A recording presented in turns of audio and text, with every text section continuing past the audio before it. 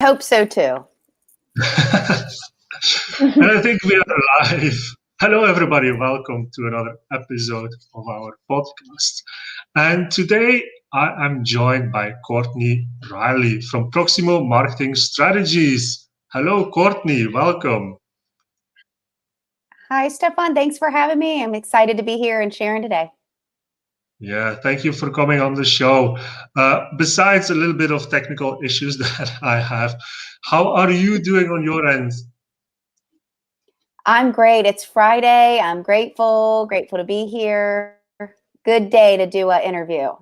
Yeah, ending the week on a high note, let's say. That's right. So, Courtney, our audience is always curious about the story of a CEO and a founder of a marketing agency, how it all started. Where did you learn the craft and where did you begin building your agency? Yeah, I'd love to share. So, I probably have a non-traditional start, and I'll give you the nutshell version. Okay. So I actually went to school for criminal justice and pre-law. I was aspiring law degree or law student, and I took up an administrative role at a medical practice. It was a dental office, and I thought it would be a short-lived gig, and I ended up there for several years and transitioned through a few roles and ended up running their marketing department. They're now a multi-location, multi-doctor practice, but it was definitely a different track than I was on, but I believe it was one carved out. And so I'm doing something different than I thought I would years ago, but that's how I got my start. I started networking for that dental practice, and I joined a group called Business Networkers International and did some other networking groups. And I really learned the power of relationship marketing and carving those relationships out and serving people. I began to have members of the groups I was in ask me to freelance some of my services out on the side, and that took off. I founded the business actually with two partners. They're no longer part of Proximo, but we worked together to really bring to life what we conceptualized was the alternative to hiring an in-house marketing director. I found that as a full-time marketing director for this practice, I was still limited to my skill set, right? And I was still limited to my own passions. I really believe each of us have individual gifts and talents and passions. And so even though I could do a variety of things, there were still things we outsourced. We still had someone managing Google AdWords at the time. We still had someone that was the tech side of it, because like I told you earlier, Stefan, I am not the tech one on our team. So I saw that and thought, what if companies, especially companies that maybe weren't at a place where they wanted to bring someone in full time to manage marketing, or maybe they were, but they thought then I'd still be limited to this one person's bandwidth, one person's skill set, one person's passion and gifts and talents. And so we wanted to give them the option to have an entire team on the ready and managing all the pieces, moving pieces of their marketing and doing it in unison with each other.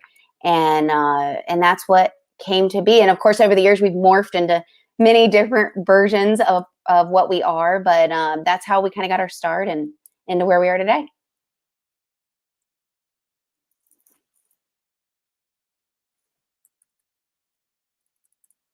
And I should unmute myself, of course. That's a great story, and you tell it like you're really doing everything for a company, but the most important thing that you talk about as well is the strategy, right? That's where the name Proximo Marketing Strategies comes from.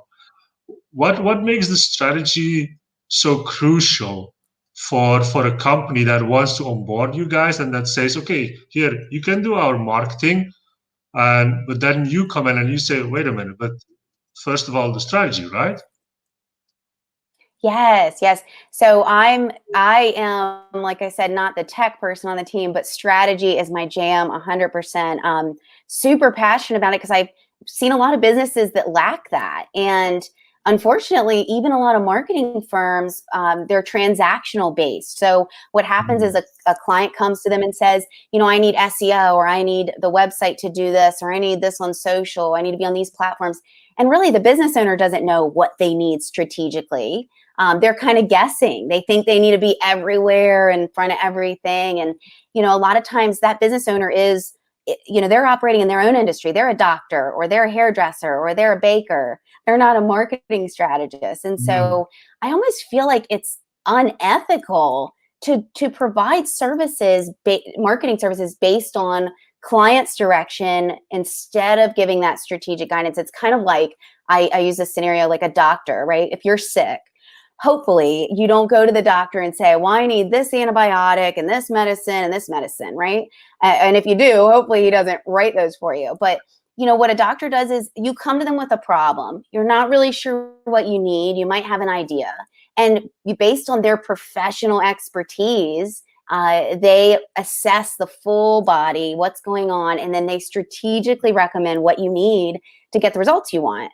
And that's where marketing strategist comes in. I think that's why it's vital. A business owner should be operating in the space that they're gifted and talented and passionate about, not trying to direct all the marketing pieces.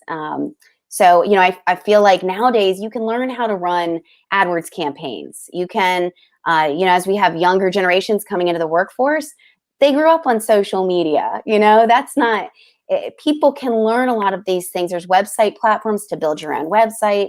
What is key and different in working with a firm like ours and doing it yourself or freelancing it out is that strategy. It's the backbone to make sure you're doing what you need, when you need it, that there's accountability, and that it's all guided.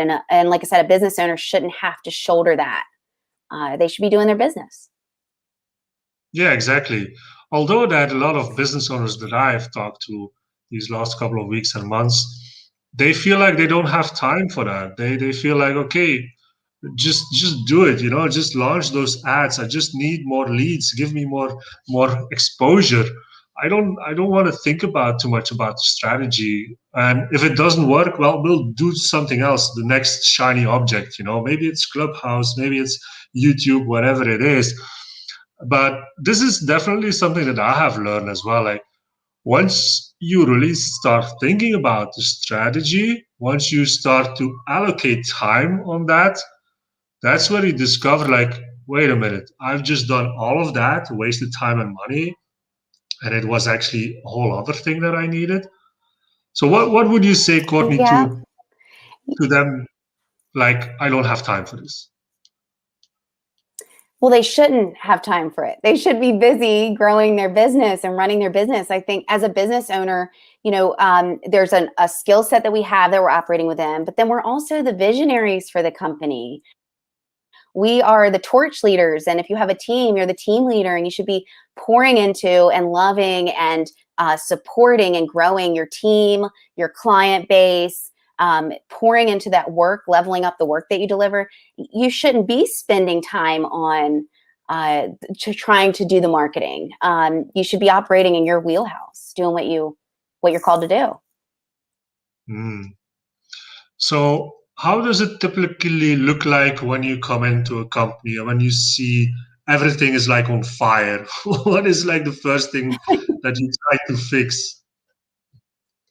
Yeah. So pause, time out, take a time out. And I think that's the hardest one to swallow, because a business owner in the fire is usually the last thing they want to do is pause. But we always start with strategy. So I no longer will work with a client if they call and just, I think I need SEO, or I think I need this. Well, we need a strategy. We need to develop a plan. So we need to know who we're speaking to, what need are we filling, how are we uniquely positioning ourselves in the market, and then if we're going to launch these initiatives based on that plan, how are we going to measure them? Because you can't manage what you can't measure, right? We set realistic goals. So I start with strategy. Over the last year, maybe a year and a half ago, we really revamped the structure for how we work with clients. And I think it's uber unique, and I love sharing it with people. So we work with in all-inclusive packages. So what we do is we have clients that come to us that want to work with us. Of course, we start with strategy, and then we carve out a flat rate that they pay monthly. It doesn't change regardless of what we're working on. And it includes whatever they need throughout the course of time to achieve whatever results we're strategically shooting for. So if they need video to support a campaign that we're launching, if we are going to launch some new ad campaigns, if we're going to have splash pages, revamp some copy, if we're writing press and we're doing a big press push, video, whatever it is, it's based on what that client needs and what they need to get results. It's not based on what we sold them, what their pockets can cover, when their budget rolls over.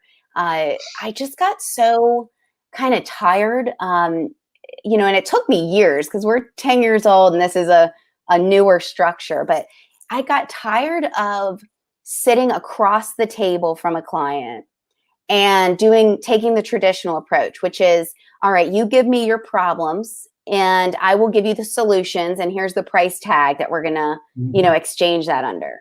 Because I really wanted to sit on the same side of the table as the clients. I wanted to, my philosophy is I wanted to love them, but I think if you're not into that jam, I wanted to do right by them. I wanted to do business ethically, and that's to sit on the same side of the table with them, lay the problems out on the table, find solutions with them, and guide them through it. And the all-inclusive packaging really lets us do that because we set that, and then we don't have to revisit pricing. We don't have to work it into the budget. We don't have to cause them additional stress and pressure trying to figure out how they're going to afford this new set of videos that they need or this new ad campaign. We really walk that out with them, and it lets us just focus on them, what they need, and getting those results. And I love it. The clients we have love it, and it's been phenomenal. Yeah, I can see that it's definitely different than most of the other agencies that I have seen, that I have worked with as well. And getting on the side of the customer, I would say, is really important. You say we want to love the customer, which is the same as everybody should be doing, serving the customer, making sure that you give them what they need, not just what they want or what they can afford. Because if you're just looking at the price sometimes, well, I've spoken to business owners that said we've gone through 3 marketing agencies and none of them brought us results. They just didn't know us. But that makes me think like, okay, either maybe it was a budgeting problem and the agency didn't want to put in the work, or the agency didn't want to know more about the customer, right?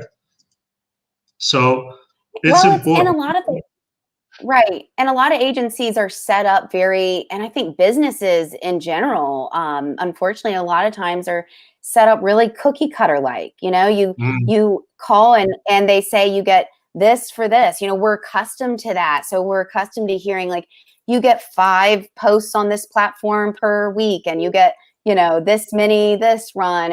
And, it goes back to that doctor. Does the doctor say, well, you're going to get these 3 pills, even though you need 30, and we're going to just cross our fingers that does the trick. And I don't think that that's an ethical way to do business. And so I refuse to do it. And I think it's refreshing. I think customizing, we say people want customized. They want it made for them. And it's just like you said, it's a way of serving people. And someone once told me this neat analogy. I was, when your kids are screaming for McDonald's every day and you give them McDonald's every day, you are not serving them. You might be pleasing them. They might be happy eating McDonald's every day, but they're not being served. And I think in business, as leaders, as strategists, as consultants, as coaches, as any leaders in the business world, it's our duty to stand up and say, this might please you, but it's not going to serve you. And to be okay with pushback. We're not supposed to be everything to everyone. My clients want me to use my expertise to tell them, hey, that's, great idea, but no, we're not going to do that, or this isn't the right time, or, that's not in line with where we're going. They need that. They need that. Yeah, and I think it all comes down to you hire an agency or you hire people because you don't know everything. You don't have all the answers. That's why you hire smarter people than you so they can tell you what to do. This is also what Yes. Steve Jobs said. And I believe in that as well. You need to have a great team around you that can help you build the company, right? And not being afraid to push back is a big one, I would say. And not just giving them what they want, but thinking like thinking with your customer. um, Critical thinking, that's what I was looking for, like giving your Hmm. Hmm. customers what they should do, like even if it's hard, even if it's and being adaptable as well as an agency.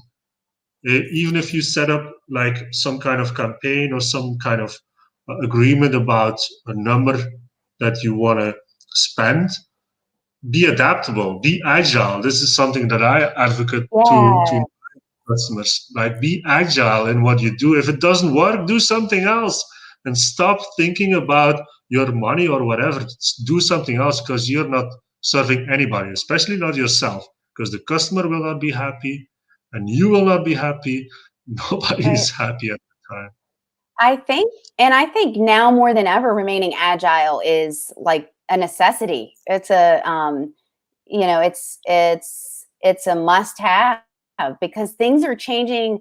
The way people do business is changing. The way we communicate is changing. The way we meet, how we work, virtual, how we go to school, how we raise our kids. I mean, and it's different from what, month to month, if not week to week. And you have to have a thumb on that, and you have to have the flexibility when you're guiding a ship like that. And that's kind of what those packages, the all-inclusive concept is, we're partnering in this so that we can remain agile and we can move and pivot as we need to get you the best results that are going to serve you, which is getting you to that goal, not just please you by checking a box. I mean, I remember back in the day when phone books were big, right? And it was, you'd get once a year they would reach out to you with like how it was doing, and it was time for renewal, and you knew it was time for renewal. That's why they were telling you.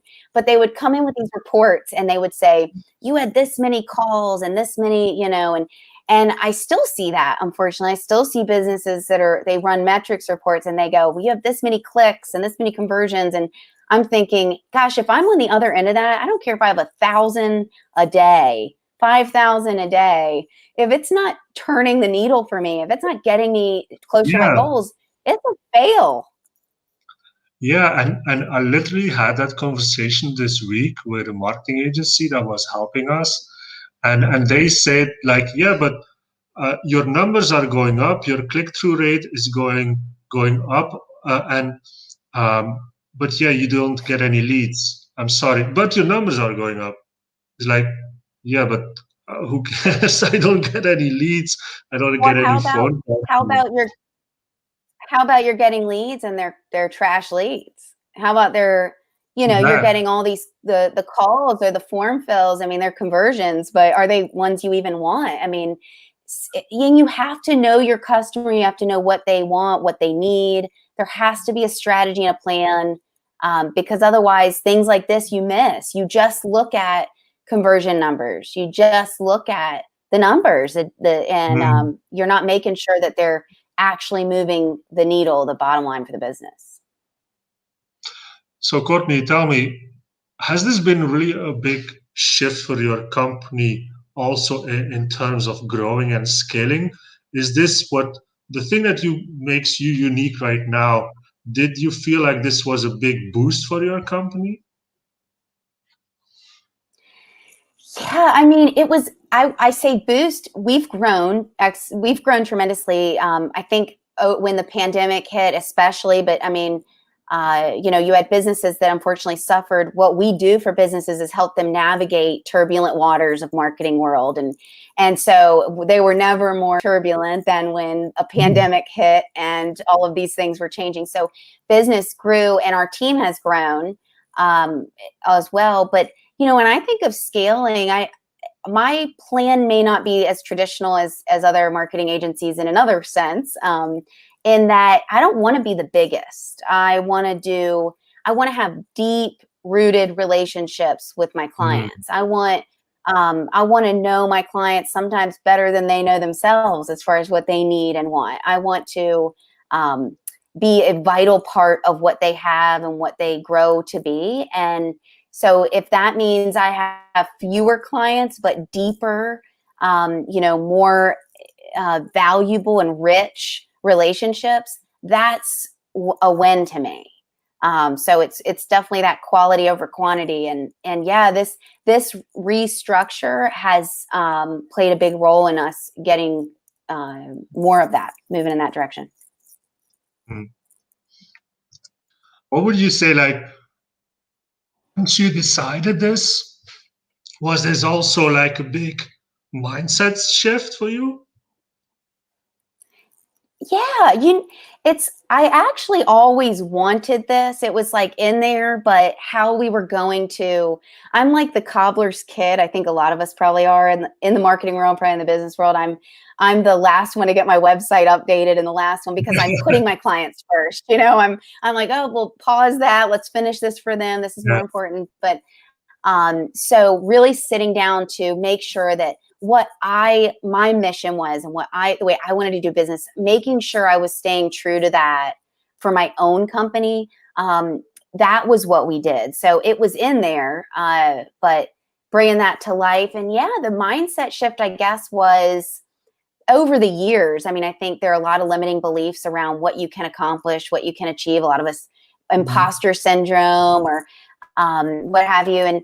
And it was, I'm a woman of God, I'm a faith-filled woman. And so definitely that played a big role for me. And I believe in hard work. I believe in good, deep, rich, honest work.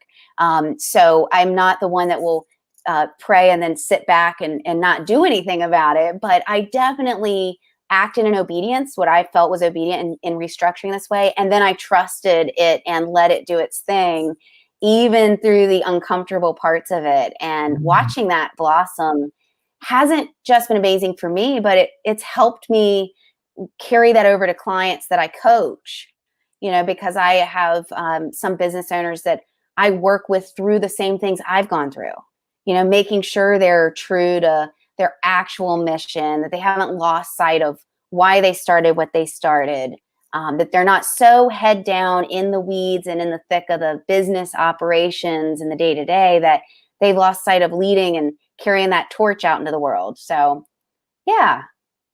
That's amazing. I've never come across like really a marketing agency owner that also was really so invested in the mindset of their customer. But it's powerful because mindset is everything, right? So Yes. if you look back, like overcoming the imposter syndrome, what helped you to do that? What did what? It cut out, sorry. So what helped you to overcome the imposter syndrome?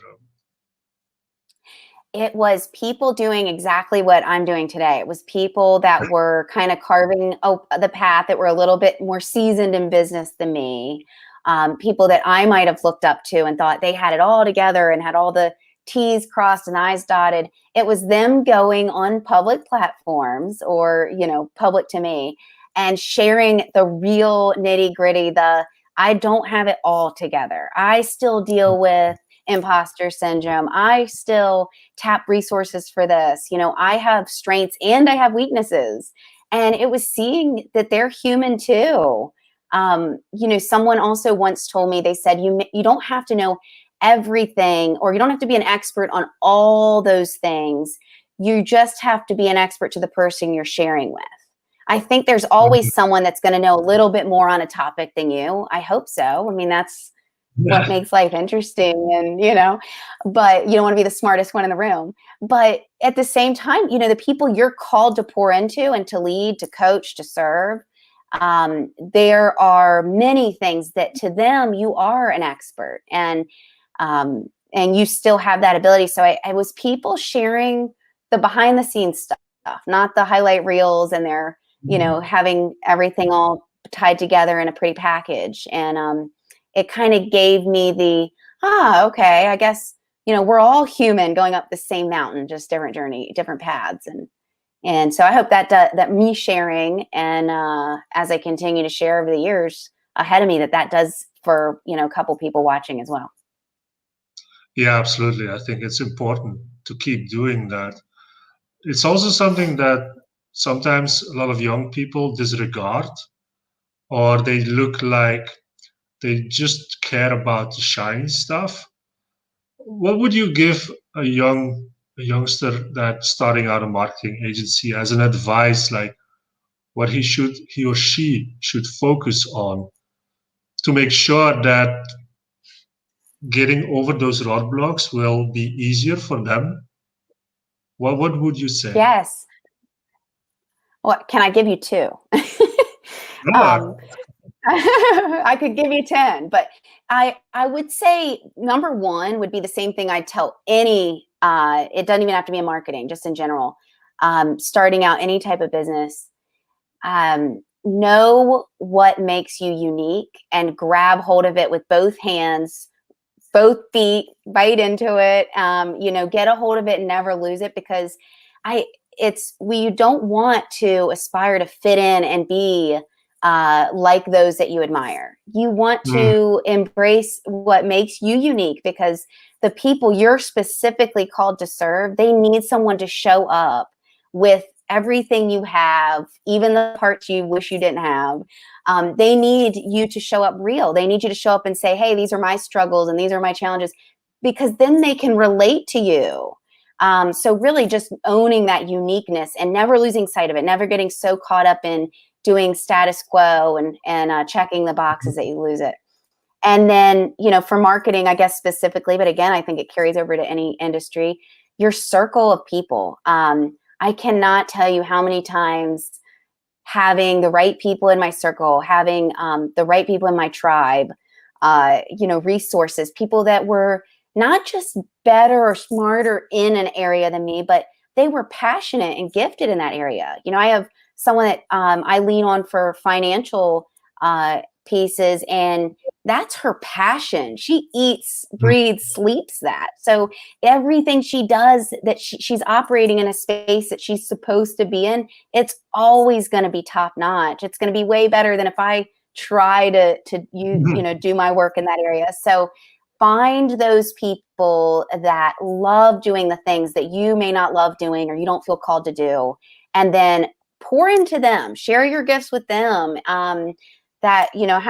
Build that reciprocity where they're pouring back into you, you're pouring into them, help each other, share your gifts and talents.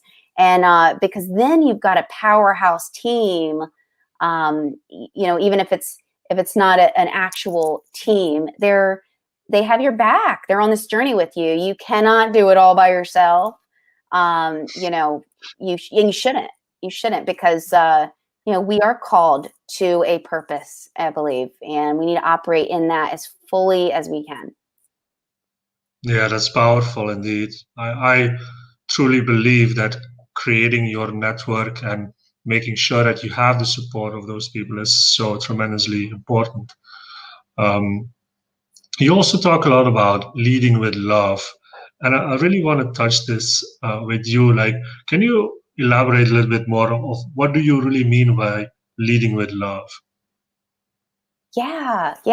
I love these topics. I'm glad we're talking about this. I think it's my new personal mission, if you will, to just share this with more people.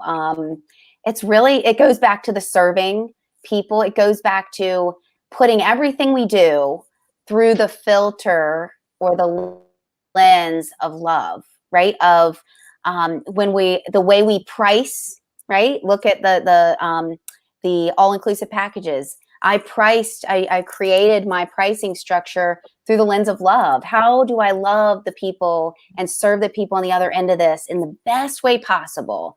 There's a book that I love. It's called Love-Based Copywriting. It's Michelle P.W.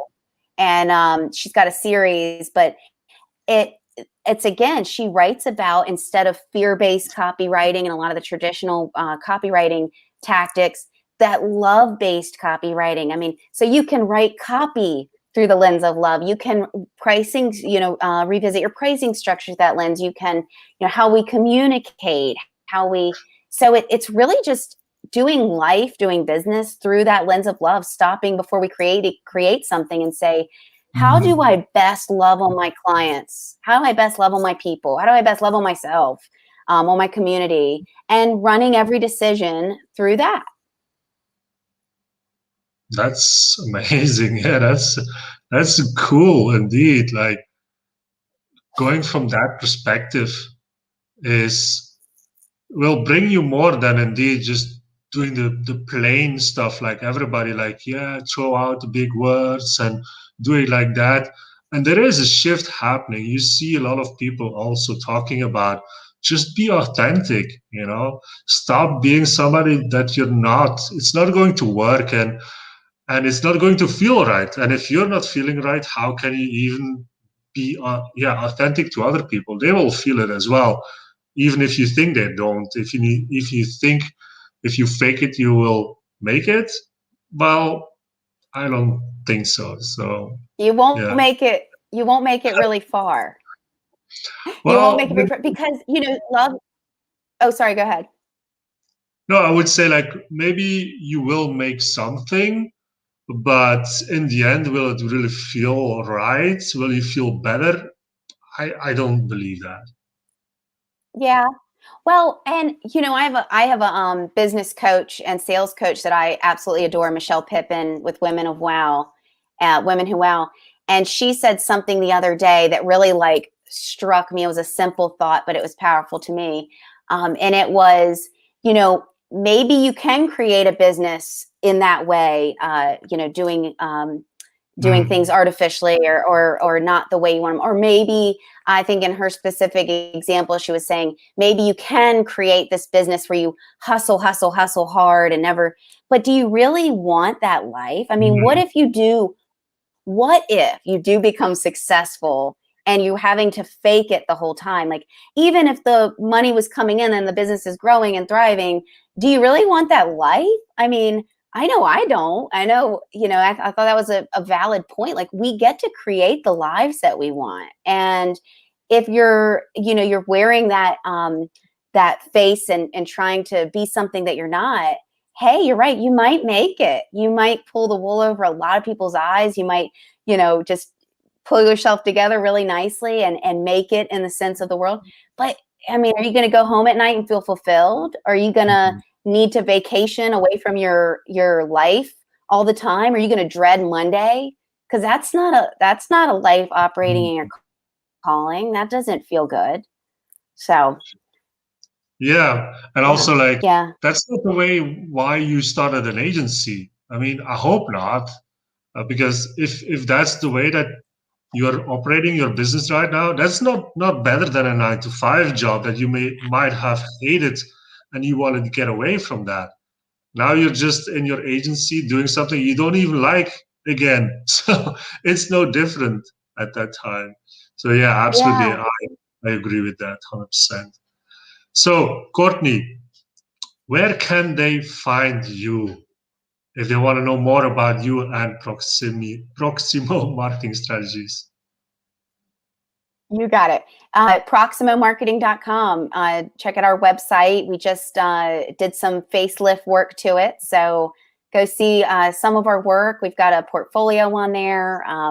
See who's on our team, what we believe. You can read a little bit more about my, love-centric business model beliefs and leading with love. And I'd love to connect with anyone. I really do believe in operating our gifts and talents to serve the people we're called to serve. And mine is strategy. It's helping people find their purpose and step out of the chaos and into that purpose. And I'd love to be able to help anyone that feels called to do that.